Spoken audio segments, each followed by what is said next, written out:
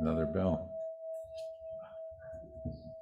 To be yourself in a world that is constantly trying to change you into something else is the greatest accomplishment.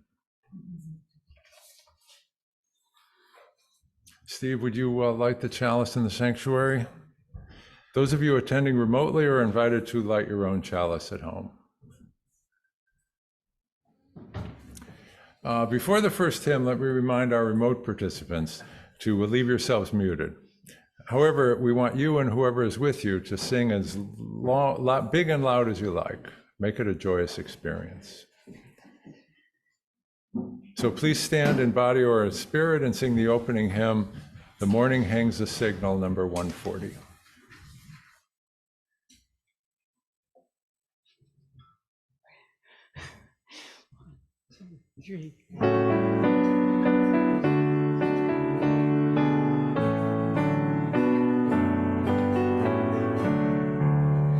The morning hangs a signal upon the mountain crest, while all the sleeping valleys in silent darkness rest. From peak to peak it flashes, it laughs along the side, till glory of the sunlight on all the land shall lie. Above the generations, the lonely prophets rise, while truth flares as the day star within their glowing eyes. And other eyes beholding are kindled from that flame, and dawn becomes the morning when prophets love proclaim. The soul has lifted moments above the drift of days, when life's great meaning breaketh in sunrise on our ways. Behold the radiant token of faith above all fear. Night shall release its splendor, that morning shall appear.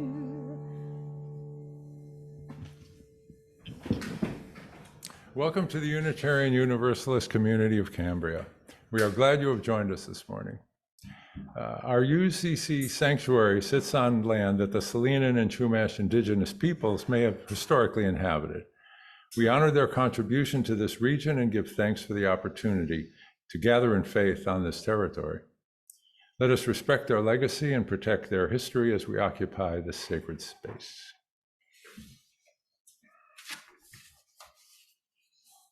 As Unitarian Universalists, we celebrate religious diversity and welcome all who come in search of faith and spirituality. The UUCC is a lay-led congregation run by the democratic process. We invite speakers from different religious traditions, covering a variety of spiritual and scientific backgrounds, to speak at our pulpit. We encourage presentations covering a variety of topics and areas of interest that connect with the UUCC 7 principles. Today's service centers around the third principle. We affirm and promote acceptance of one another and encourage spiritual growth in our congregations. My name is Joel Kane, and I'm your worship associate this morning. Hello. I would like to extend a special welcome to today's guests and visitors. We're glad you have joined us this morning. If you wish, please raise your hand and introduce yourself, or introduce your guest if that is appropriate. Welcome, Raylan. Yes, Raylan Bonham and Steve. Yeah. Welcome. If you are not on our mailing list, please visit the UUCC website at uuccambria.org. And we can keep you informed of our activities. Members and friends, please check out the weekly e-blast, What's Happening. This is a great way to keep up with all the UUCC news. If you wish, you may see this or other Zoom services online. The recordings can be found at the UUCC website and on Facebook. So again, good morning and welcome to everyone. The affirmation is a recognition of the nature of this community and as well as a promise to which we aspire. Let us now sing the affirmation. Love is the spirit of this church, and service is its prayer.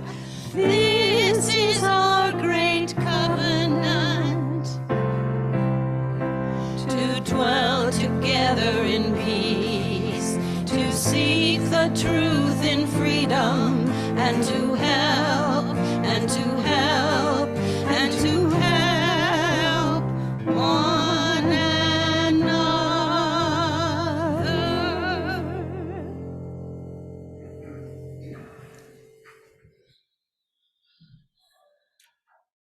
We set aside this time for any special announcements that would be of interest to the UU community. Please keep your items short and to the point. If something needs more explanation, please see that person after the service. If you have an announcement, please raise your hand. When Andy or I call on you, please come to the podium or unmute yourself and speak. So Dolores had her hand up first.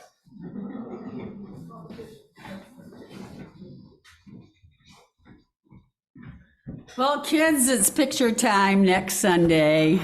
Yeah. So like you've got to bring, try to wear your UU jewelry or t-shirts or something UU, okay? And so right after the service, we're going to take a picture probably outside and one on the inside, everywhere we can take a picture. And we have a new banner that's showing up that Kat had made. So that's really good. Okay. I think Kat had her hand up.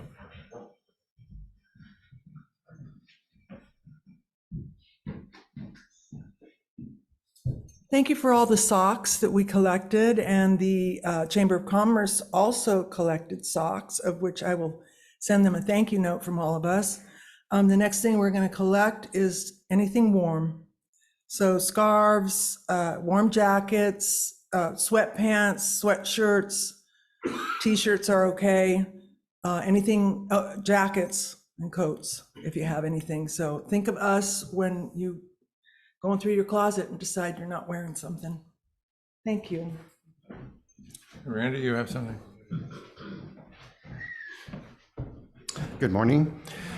The last Sunday of this month, October 29th, at this time, we're going to have a service remembering our past ancestors and relatives, etc. Judy will be hosting that. And we're asking you now, we're looking for 4 volunteers to come up and maybe speak for 3 to 5 minutes about a remembrance. That would be really cool. So if you're interested, contact me or Judy, just call me. And we'll have you be a part of that activity. So Judy's going to host it, but we'll have about 4 speakers up here for that morning. And you're all invited to bring something that was a special relic of some sort that you can relate to your past ancestors, whether it's a photograph or an article, a tchotchke, whatever it might be, to decorate our altar that morning. So that's our day of remembrance, October 29th. So keep that in mind, watch it in the newsletter. Anyone else in the sanctuary? Andy, do we have any announcements online? Nobody has their hand raised, Joel, but I'll just remind everyone the men's group will meet tomorrow morning here at 10 a.m.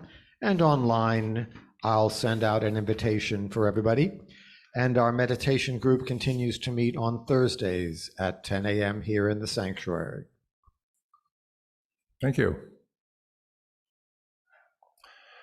Next week's program, Jan Massaro will speak on happiness is. And if you want to know what the word comes after happiness is, you have to come next week.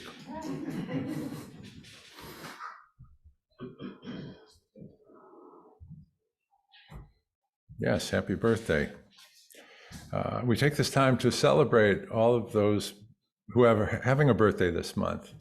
Birthdays are special. The day when we celebrate your entry into this world and honor your existence. If you have a birthday in October, please raise your hand. When Andy or I call on you, please tell us your special date. Yes. October 14th. Francesca. 17th. Randy? Judy Butler, October 22nd. Judy Butler, October 22nd. And online, Andy? Any birthdays? I don't see any hands raised, not for October. Not for October. Come back next month. This birthday candle honors our friends and family members who are also celebrating birthdays this month but are not here.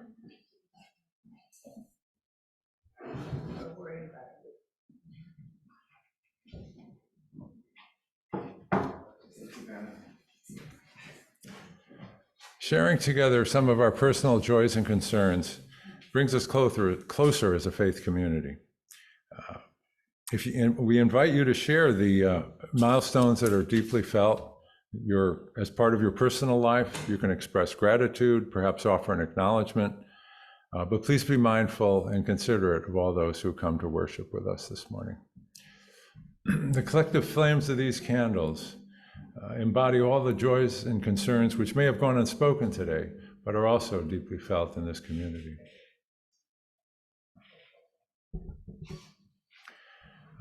The first reading is from the Teachings of the Buddha, edited by Jack Kornfield. It is said that soon after his enlightenment, the Buddha passed a man on the road who was struck by the Buddha's extraordinary radiance and peaceful presence. The man stopped and asked, "My friend, what are you? Are you a celestial being or a god?" "No," said the Buddha. "Well then, are you some kind of magician or wizard?" Again, the Buddha answered, "No." "Are you a man?" "No." "Well, my friend, what are you?" The Buddha replied, "I am awake."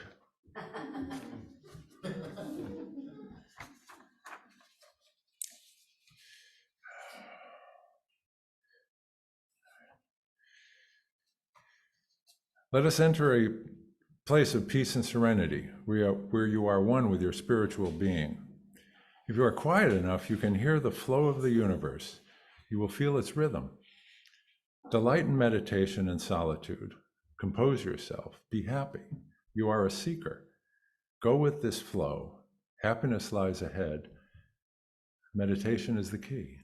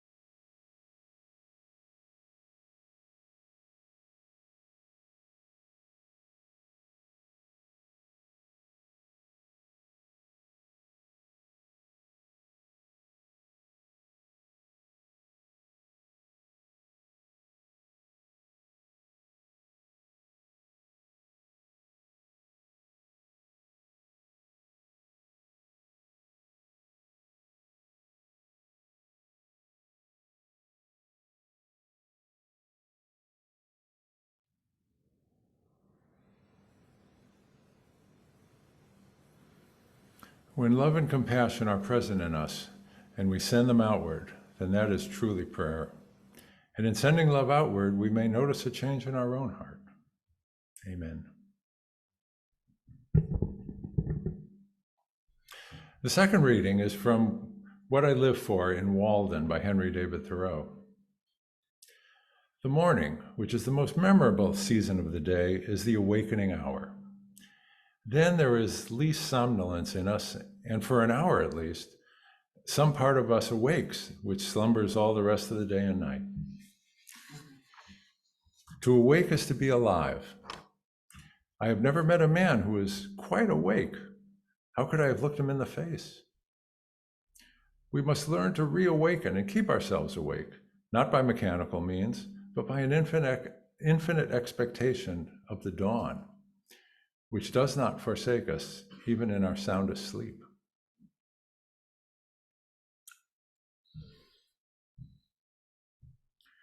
Today's anthem will be sung by our speaker, Reverend Ken Reed Brown, titled Quite Early Morning, written by Pete Seeger.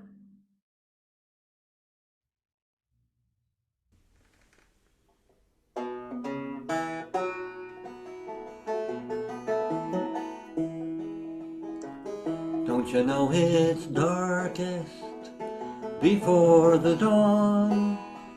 And it's this thought keeps me moving on. If we could heed these early warnings, the time is now, quite early morning. If we could heed these early warnings, the time is now, quite early morning. Some say that humankind won't long endure, but what makes them so doggone sure? I know that you who hear my singing could make those freedom bells go ringing. I know that you who hear my singing could make those freedom bells go ringing. And so we keep on while we live, until we have no more to give. And when these fingers can strum no longer, and the old banjo to young ones stronger, and when these fingers can strum no longer, and the old banjo to young ones stronger. So though it's darkest before the dawn, these thoughts keep us moving on through all this world of joy and sorrow. We still can have singing tomorrows through all this world of joy and sorrow. We still can have singing tomorrow. Don't you know it's darkest before the dawn? And it's this thought keeps me moving on. If we could heed these early warnings, the time is now, quite early morning. If we could heed these early warnings, the time is now, quite early morning.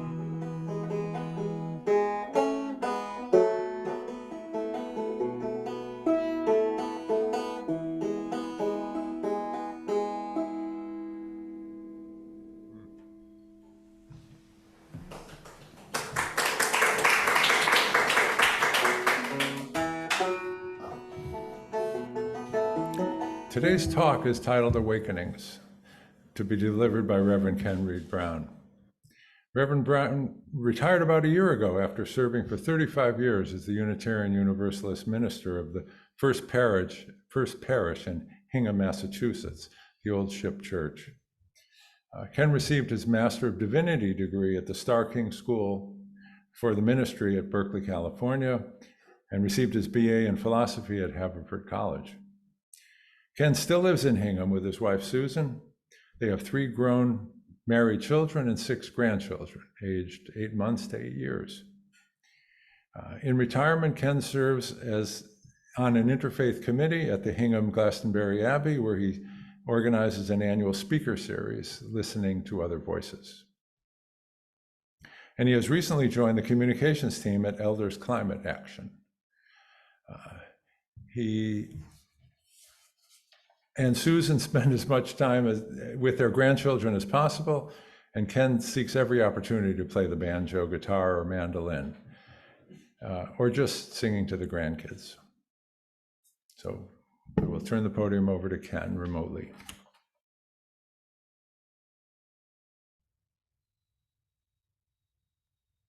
Great. Thank you. Thank you, Joel.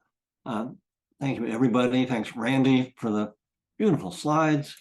And it's just good. It's good to be here with you again. I sort of lost track. I think the first time I was invited was back in 2020 by our dear old friend Marianne, who we knew as Sunny. And I think every year since, so it's 4th or 5th time with you. And it's great to be with you again, even remotely. It'd be great to be there in person. It'd be a bigger carbon footprint than I'd like to make, but it would be good to be there with you. I feel like I'm with you in spirit. Anyway, thank you for your hospitality, for the technological wizardry, and so on. Good to be here. A quick note about Pete Seeger's song, Quite Early Morning. I've been curious as to when he wrote it. I knew it wasn't a recent composition, so I looked this up. In his biography, he wrote it in 1969. And as most of you may be old enough to remember, 1968 had not been a good year for our nation, and certainly not for the causes that Pete had been involved with, the peace movement and civil rights and so on. And yet he wrote this song. And if he could write with this sense of hope or optimism, then we ought to take a lesson. So, awakenings. Have you ever had the experience of having been ill or injured, and then on the first day when you felt like a normal, quote unquote, human being, you discover that you have a fresh appreciation for, well, just about everything? A sort of awakening or reawakening to life. And I'll bet many, if not most of you, have had that experience. Here's a recollection of my own from something like 40 years ago when I was at Starr King School for the Ministry, then in Berkeley. They're now in Oakland. As an Easterner born and bred, I did not know what poison oak looked like. I'll bet most of you do. Well, on a long run one morning, it turned out I spent a lot of time running through fields of poison oak and not realizing it, but I got it bad. I will spare you a description of my condition, only to say I was miserable, finally needing the help of prednisone to get better, to heal. Well, I still vividly remember a moment on the first day that I was feeling well enough and presentable enough to be outside, and went from our apartment in Oakland over to Berkeley. And I remember so clearly walking along LeConte Avenue where the school was. And it was one of those places, a lot of you are familiar with San Francisco, I'm sure, where you just had this splendid view of San Francisco Bay from the Berkeley side on this beautiful blue sky, February, bright, sunny morning. And I don't have the words to describe the feeling other than to say that I felt profoundly awake to and grateful for the gift, the beauty of life and the gift of life. A reawakening, just, oh, I'm alive and I'm here and it's great. Now here's a very different story of awakening, so it seems. 10 years ago, this past spring, I ran the Boston Marathon, as I had done before and have done a few times since.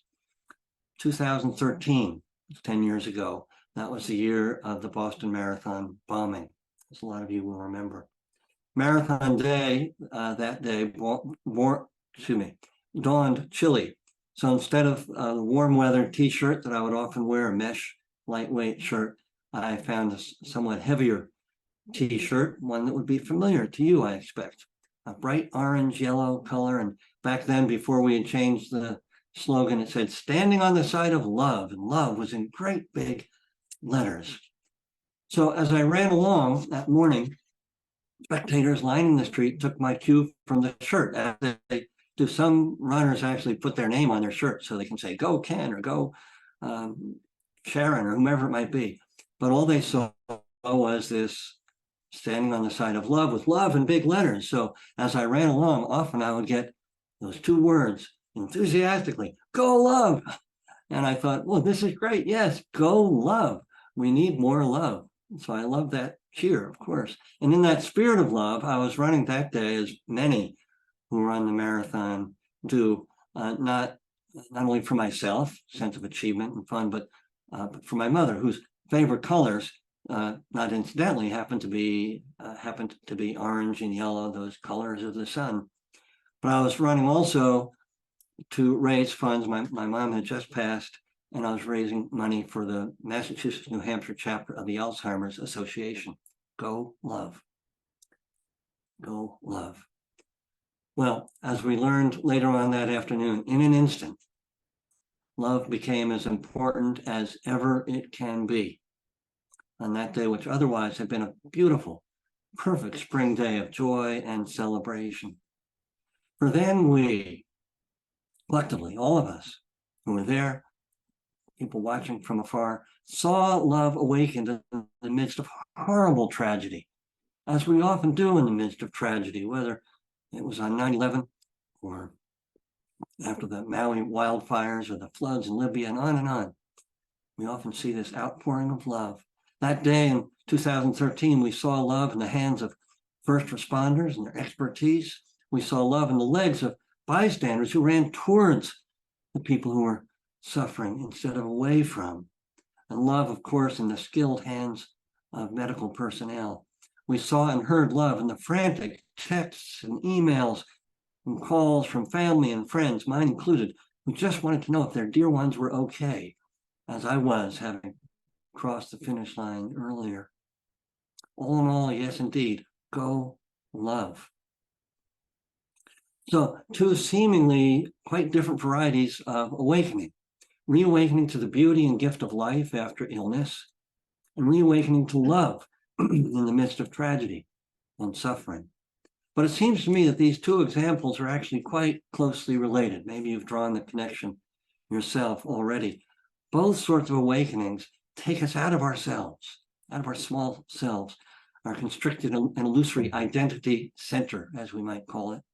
This illusion that we are separate from the rest of creation, separate from one another, that we're just observers inside this sack of bones of everything out there. It's an illusion. It's an illusion.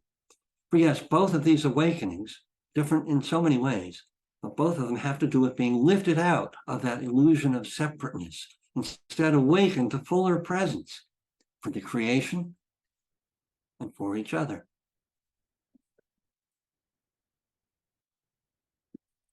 This begins, it seems to me, to get at what the Buddha meant when he said he was awake.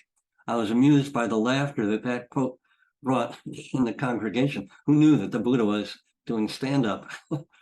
But I expect he took his interlocutors by surprise too. What does he mean, awake? Well, it is the name, the meaning of, as you may know, of the word or the title Buddha. It simply means awake or awakened one. Awake to how things truly are, rather than how we often think they are or wish they were. So how are things? Well, as we all know, we heard it this morning again in the sharing of joys and concerns, sorrows. Life is a blend of joy and sorrow, suffering coexisting, the same world, the same universe, love coexisting, suffering coexisting with happiness. The suffering deepened by grasping after what cannot be grasped, as Buddha's teacher has it, but it's a universal idea, grasping after what cannot be grasped because it's always changing, and not accepting change and impermanence as the rule of life brings suffering. By believing ourselves to be separate from the rest of reality and from each other brings suffering. So awakening to how things truly are including the realities of suffering, also opens us to beauty and opens us to love, opens us to one another, taking us out of our small selves. And this is why we're here, isn't it? Seems to me, here on the planet, in the universe, here in our congregations, such as yours, communities of faith of all kinds, here to, as we might put it, increase the odds on such awakenings or reawakenings, including increasing the odds that the love in which we swim, which we live and move and have our being, but so often fail to notice in our busyness and worries and so on. Increasing the odds that love will become awakened or reawakened evermore, moving from hearts to kind words to helping hands, healing hands, more and more often, and not only in the midst of tragedy or disaster. After all, wouldn't it be nice? Wouldn't it be nice if we could be awake to love and manifest love more of the time, maybe all of the time? It is, admittedly, not easy to see how the world actually is and all of its incessant and eternal changes. Even though we know the leaves on the trees behind me are soon going to turn, we know that, but there are so many changes that we resist, our own getting older, the losses in our lives, and so on. So it's all too easy to deceive ourselves into thinking that how the world is in a given moment, right in front of us, is how it will always be. We do this all the time, even though it's not true. And in our brains, we know it's not true, but we do it all the time, holding maybe a little too tight to what is, but only seems to be. For example, on my otherwise fine run through the woods 40 years ago, far from my mind was the possibility that I would soon spend several days in Poison Oak misery. Far more tragically, 10 years ago was that Marathon Monday. Runners ran, spectators cheered, gathered, all as everyone always does on Patriots' Day, rain or shine. It happened to be a beautiful day, that one. We enjoyed, we celebrated on this beautiful spring day as if it would go on forever, or at least for the rest of that day. Easy to understand that expectation, right? But how the world really was on that day also included those two horribly misguided souls planning their attack on those cheering, happy faces and exhausted, happy runners. Well, upon reflection, it seems to me it's worth remembering that this coexistence of joy and sorrow, as I said earlier, is how the world is every day. And somewhere we have this lovely moment together now, and other places we know it's not so lovely in a whole variety of ways, but other places it's just as lovely, just as beautiful. Both and awake to it all, open eyes. That's the deeper awakening. To look at it from the other direction, the world includes not only all too apparent suffering and terror and tragedy that we see in the news, and sometimes in our own lives, but also joy and celebration and happiness and love. Not, oh, the world is actually filled with suffering, isn't it terrible? It's filled with both. And sometimes the tragedy, as you heard in my story, and as we see over and again, the tragedy unlocks the joy and love. The bombs exploded and love exploded immediately thereafter, reawakening to love, which is always there and ready to flower.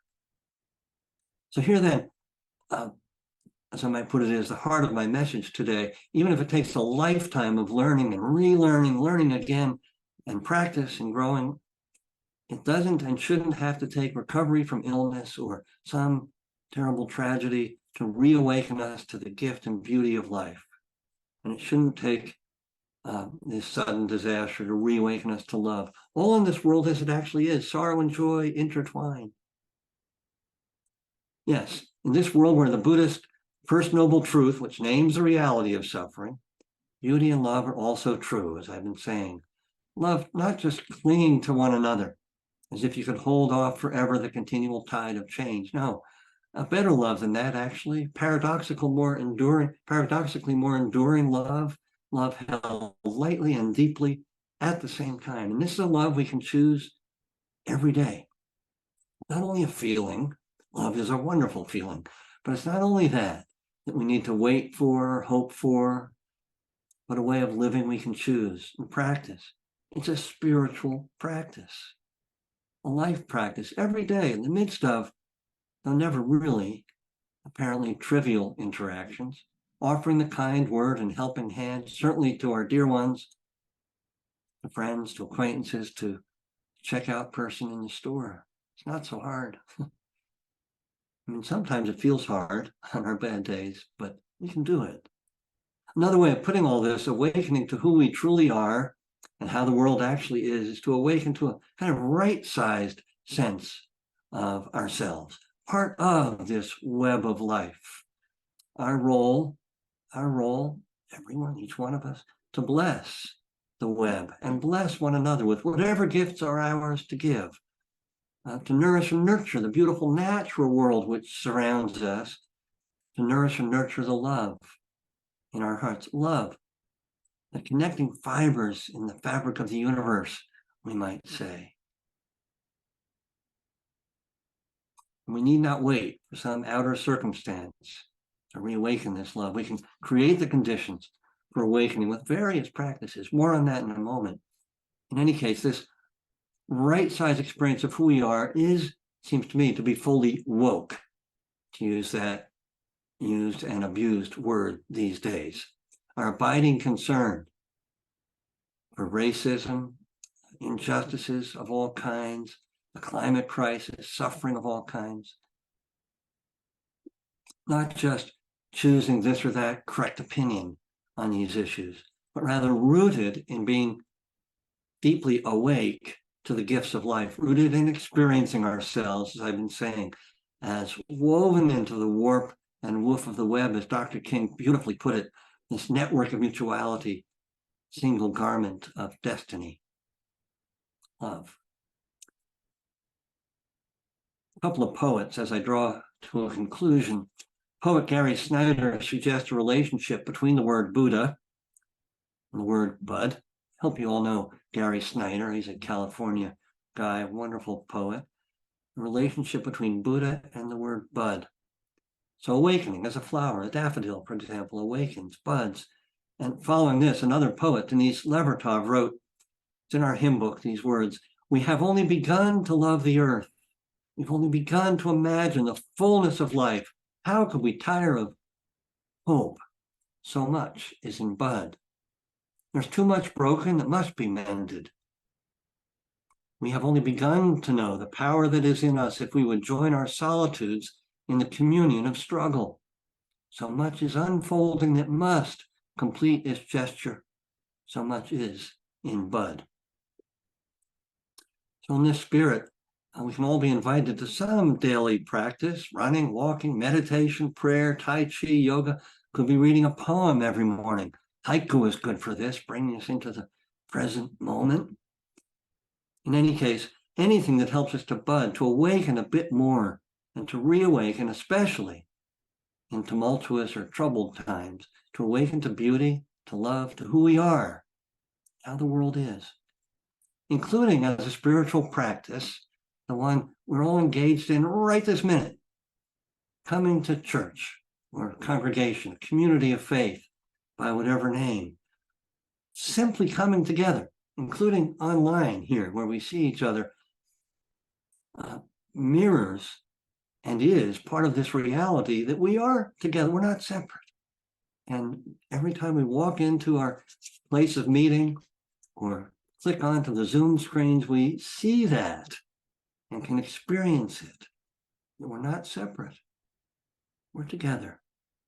And in our form of worship, we experience this particularly when joys and concerns and sorrows are shared, linking us so deeply.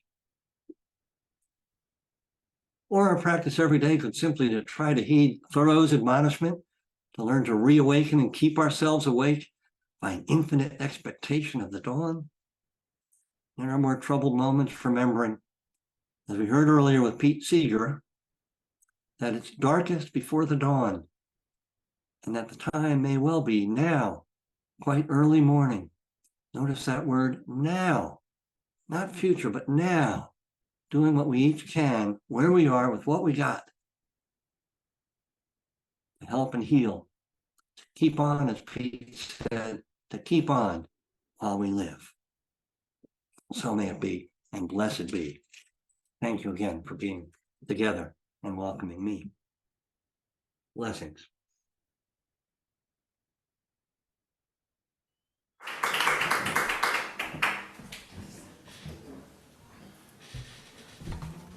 The morning offering will now be given and received.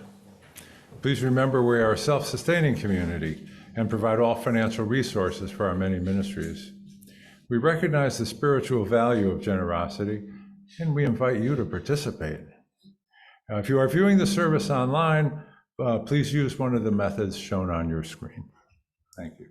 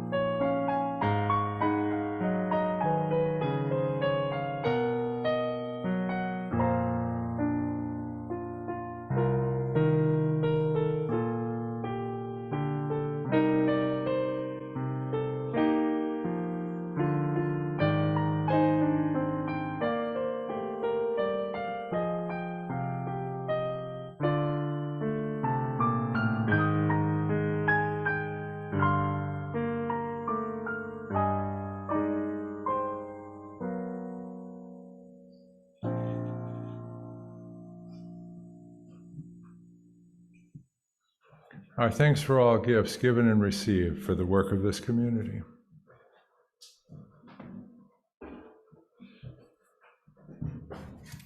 Please stand in body or in spirit and sing the closing hymn, When Our Heart is in a Holy Place, number 1008.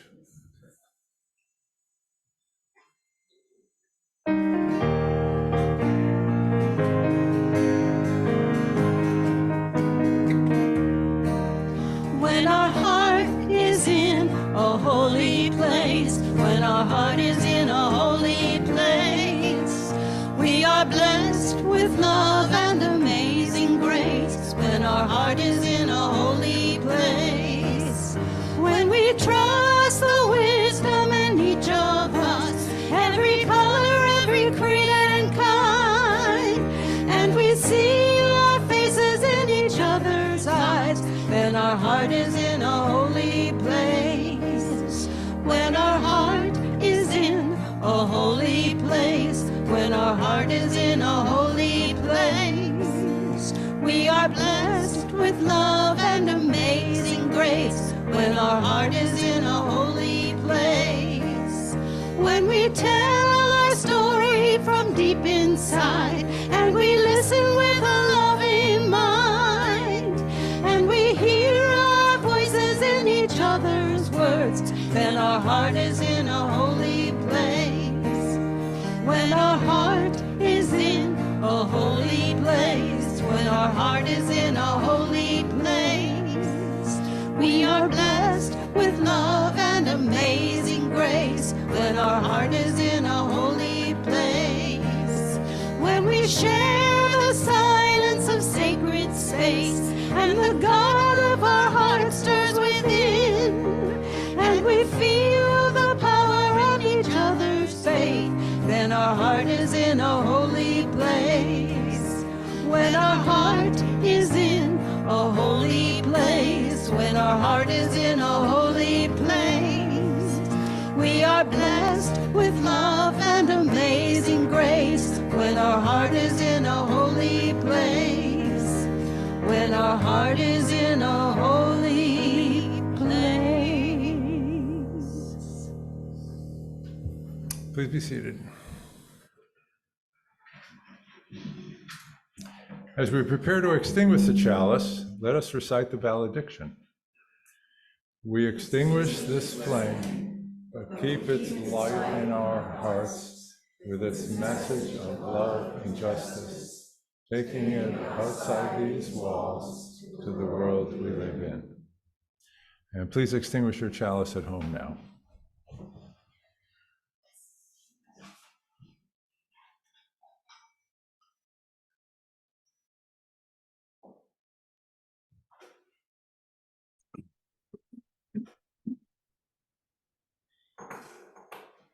That's all of them. Now let's form a circle and join hands. And we will hear the closing words from Ken.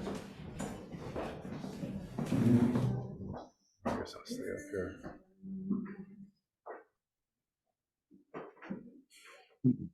Okay, Ken. Circle even more suggestive of the ways in which we are deeply connected one to another, including all those who are in the circle in spirit, including all life in our circle of life. In that spirit, and aware of the blessings of our lives in whatever measure, may we turn as we go forth this day and every day, and make of our lives a blessing to one another, a blessing to all life. May we turn and make of our lives a blessing to one another and to all life. So may it be, and blessed be. Amen.